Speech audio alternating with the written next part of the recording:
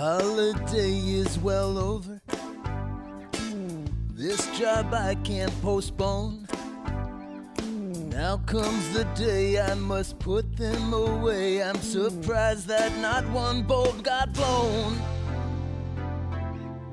Baby, take down all of my Christmas lights.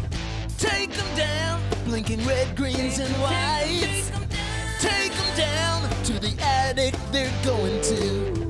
Take down all my lights. My lights. My lights. Yeah, that's right. It's 2017. Yes! Betty White made it. Hi, everybody. Happy New Year and welcome to NSS. This is the Reynolds Report. The final moments of 2016 did not go according to plan for Mariah Carey. Her New Year's Eve performance in Times Square in New York City on Saturday night has gone viral for unfortunate reasons. Apparent technical difficulties. Carey told the crowd, "I'm trying to be a good sport here. We can't hear. We didn't have a sound check for this song, so we'll just say it went to number one, and that's what it is." A little later, she pointed the microphone towards the fans and announced that she would let them sing the rest of the song. Finger pointing has begun.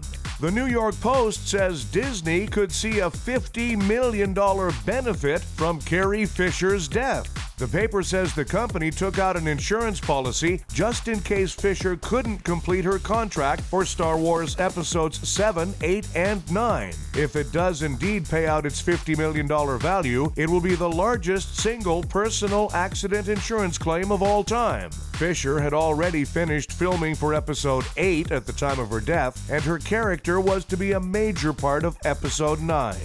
Well, Morgan Freeman is back with an inspiring message to help you keep your New Year's resolution to eat better. Morgan Freeman here to inspire you to keep your New Year's diet. By now, you're dreaming about Pop-Tarts and ham. And it feels like every food truck you pass says, "Come on, Tubby, you know you want a taco." Hell, I don't blame you. Food is what you turn to when you're stressed. And you're stressed because of your diet. That's called a conundrum. By now, you're so lusty for calories, hearing drum made you think drumsticks. Which leads to thinking about gravy, mashed potatoes, Kit Kats, and that nacho bar at 7-Eleven. Hell, I don't even think I'm inspiring you anymore. I probably made things worse. But you don't care, 'cause I'm Morgan Freeman, and I make everything sound beautiful. So hang in there and be strong, Tubby.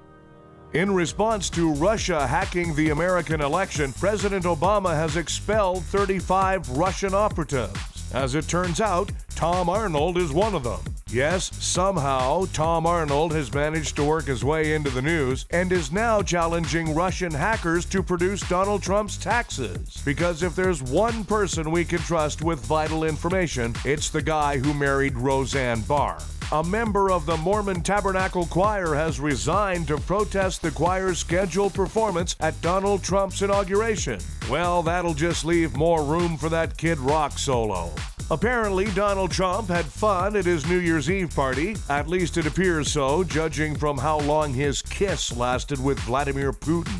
The town of Easton, Pennsylvania has passed a law requiring that old TV satellite dishes must be removed within 30 days of the last day of service. Too bad they don't have that same ordinance against those plastic rooftop Santa Clauses. The grandson of Robert F. Kennedy was arrested in a bar fight. A bar fight? He's gonna have to really step up his game if he wants to compete with all those legendary Kennedy scandals. China just opened the world's highest bridge. It's 1,850 feet high. But that's still not as high as Snoop Dogg's New Year's Eve party.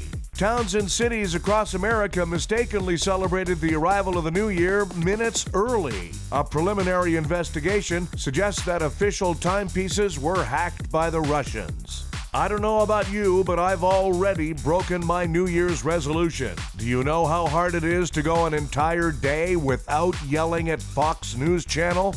Time for Nobody Gives a Ryan Gosling is going to star in a movie about Neil Armstrong. That's one small step for man, one giant leap for horny women. Hey, heartthrob, nobody gives a f***. Brad Pitt turned 53 on the weekend. This will be the first time in years he's celebrating his birthday without his wife and kids. Lucky bastard. Hey, Ange, nobody gives a f***. And Ryan Lochte is going to be a father, and despite having only a tiny rudimentary brainstem, the baby is already way smarter than its dad. Hey Lochte, nobody gives a f***.